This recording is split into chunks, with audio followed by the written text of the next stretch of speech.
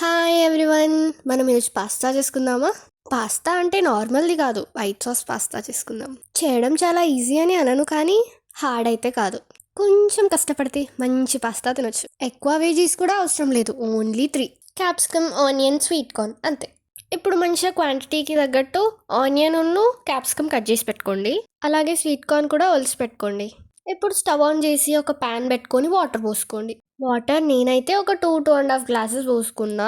తర్వాత కొంచెం oil, salt వేసుకోండి. వాటర్ మంచిగా రోలింగ్ బాయిలింగ్ అయ్యాక పాస్తా వేసుకోండి. నేనైతే ఒక కప్ తీసుకున్నా. ఇప్పుడు మంచిగా దాన్ని కుక్ చేసుకోండి. ఇన్స్ట్రక్షన్స్ మీరు తీసుకున్న పాస్తా వెనకాల ఉంటాయి, దాన్ని చూసి ఫాలో అవ్వండి. లేకపోతే దాన్ని ఇలా నైఫ్తో కట్ చేసి కూడా చూసుకోవచ్చు.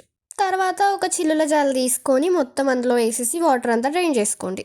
తర్వాత మంచి ఫిల్టర్ వాటర్తో పాస్తానంతా కడిగేసుకోండి, లేకపోతే ఆ వేడికి అది మళ్ళీ ఓవర్ కుక్ అవుతుంది. మళ్ళీ అదే ప్యాన్లో కొంచెం ఆయిల్ బటర్ వేసుకోండి. అది కరిగాక ఆనియన్, క్యాప్సికమ్, స్వీట్ కార్న్ వేసుకోండి. అది మంచిగా ఫ్రై అవ్వనివ్వండి. ఫ్రై అయిన తర్వాత కొంచెం సాల్ట్ వేసుకొని ఫ్రై చేసుకోండి. ఇక వెజీస్ గోల్డెన్ బ్రౌన్ కలర్ వచ్చేంత వరకు ఫ్రై చేసుకున్నాక దాన్ని ఒక ప్లేట్లోకి ట్రాన్స్ఫర్ చేసుకోండి.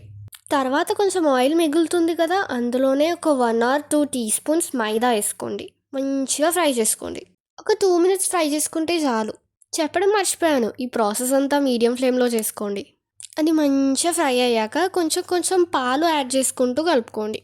నాకైతే ఒక 2-2.5 గ్లాసెస్ పట్టినాయి, ఎందుకంటే కొంచెం క్వాంటిటీ ఎక్కువ చేశాను కదా. దాని తర్వాత చీజ్ యాడ్ చేసుకోండి.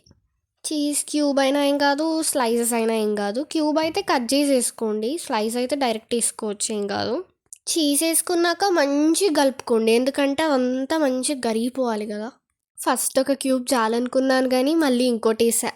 ఇక మంచిగా కలుపుతూ ఉండాలి, ఎందుకంటే ఇక అవన్నీ కరిగిపోవాలి కదా. ఇక అదంతా మంచిగా కరిగిపోయినాక salt, pepper powder, chilli flakes ఇవన్నీ వేసుకొని మంచిగా కలుపుకోండి.